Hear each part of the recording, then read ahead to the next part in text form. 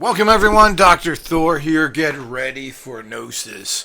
Well, I'm convinced that it's better not to get or have information or so-called knowledge on anything than it is to have general knowledge that is pushed to us by pseudo-intellectuals, fake intellectuals, who really don't know what they're talking about, but parade around with their goofball certificates. Me, college make me parapsychologist. I went to Berkeley. I mean, the kind of ignoramus stuff coming out of the parapsychology and metaphysical area certainly explains why we live in the giant sewer we have. We have regular schmientists who are perpetrating their garbage, Newtonian, ridiculous goo-goo science from 500 years ago. Yeah, strudel Yeah, I got a cake from them too. I eat it every day. And of course, the ridiculous people that come out and think they're enlightened because they are looking in a little different area. You know, ignorance is ignorance. It doesn't matter where it comes from. There's only one thing, Gnosis people, truth. Until you tap into that personally and understand and find people that come from that, you are in serious trouble because you don't get it. So you're going to be lied, cheated, and everything else. One of these people, of course, is the boobalicious Carl Abrahamsson, the Satanist Swedish guy. Oh yeah, life is bad. I love Satan. These Satanists really are the lowest bottom of the barrel cowards, and they always have been. Now, certainly, regular dogma is just horrific because of its lying, deceiving corruption, not because of the message. But what people have done is looked at the people who bring you the message, your corrupt, child molesting priests, your goofball Tibetans, all the people that come out and say that we're the good guys, when they actually are just very corrupt people. Because anytime you bring in human consciousness into any equation, you're going to have problems. Because humans are intrinsically evil, and I'm getting to the point. I just don't get it. I don't get the fact of why a species that has everything, great plants. I mean, you got trees that give you apples and oranges. Wow, why do you want to fight? I don't get it. But your inherent thing is to say it's my apple tree. I'm going to kill you for it. Why? Anybody who's grown any kind of fruit understands you can never eat all the fruit you grow. Anybody who's grown lots and lots of fruit, and I had many fruit trees on a tiny little piece of land I had in the deserts of California, known in the little oasis of goofball land called Cathedral City near Palm Springs, was the fact that you have too much of it. I had grapefruits that were as big as your head. I couldn't eat them. But getting a regular grapefruit cost you $5 in general.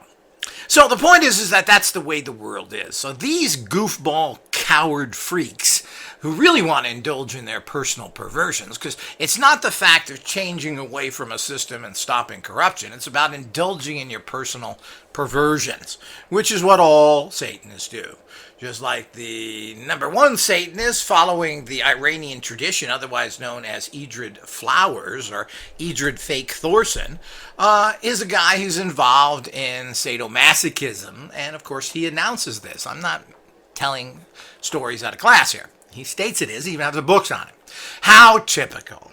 So he goes to his Arabic friends in Deutschland, Iran. And what does he do?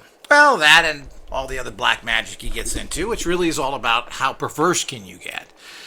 Just like the Iranian SS, of course, they had no problems raping and murdering the Jewish girls. They had no problem with doing that, just like the Southerners had no problem having wet nannies for their kids, meaning they had black women who were pregnant who fed their children their milk. It's just incredible how people want to jump from one. So you get into something because somebody's messed it up. You just flush it down the toilet and go with the opposite. Now, Carl Abrahamsson is a famous satanic writer. He publishes a publication called Fenris, being Swedish, which, whatever that means. Of course, the numbnuts, no proof allowed Mishlove, stated that he was Anglo-Saxon. Well, the Nordics are not Anglo-Saxon. That's nonsense. They're Nordics. Get it right, Mishlove. So the whole idea is that, well, of course, what does he know? He'll put on every crank he can find, especially, I wonder how much he's getting paid for all this. And his questionable background where he's made a fortune doing all sorts of things, owned office buildings and everything else. So his story goes on and on. I just about had it with his fake stuff and his 80-year-old people that populate his goofball channel. His no proof allowed talking head nonsense. So Carl Abrahamsson, is known in the Satanic community, has his books published there, and of course he thinks, the enlightened one, Satan. Well, it's just ridiculous. It's just ridiculous. And they want to make up their own version. Well, you know, that in the ancient times, that Satan was not really what he was today.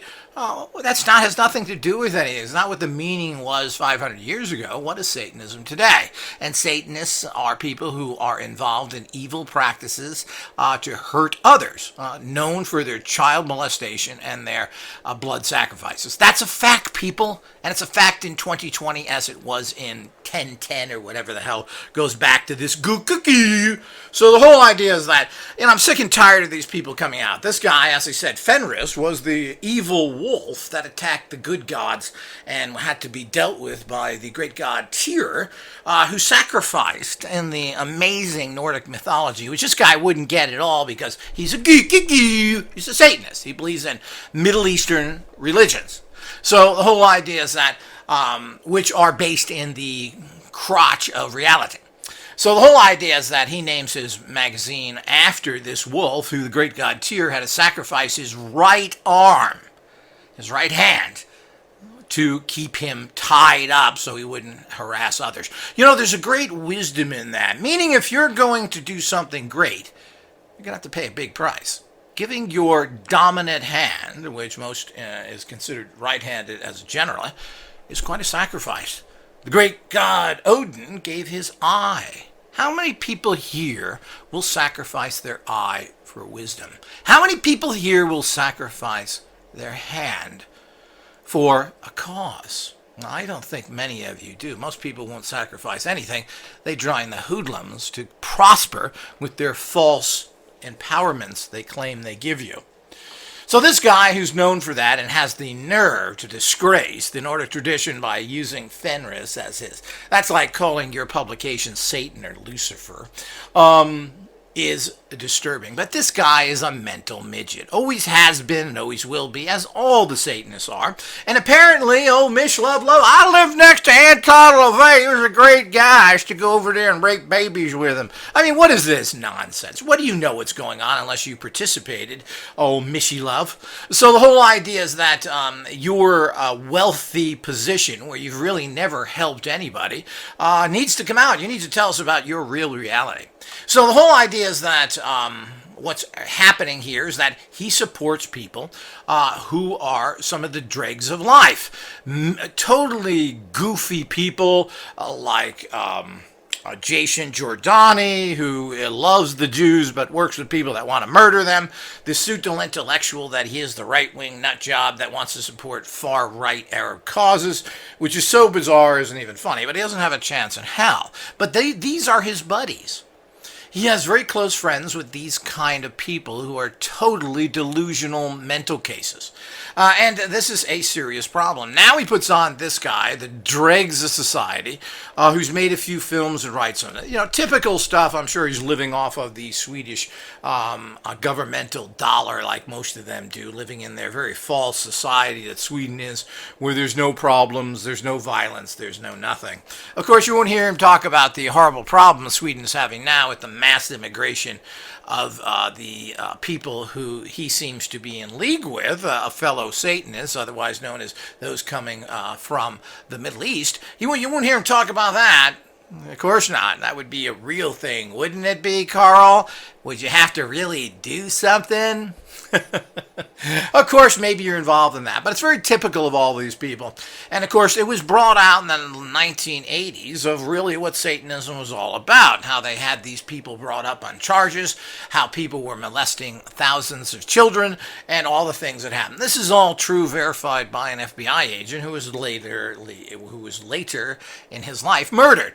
So, again, these are just facts. And as usual, people, I'm sure you're confused by the facts that disagree with what I'm saying. But isn't that usually the case?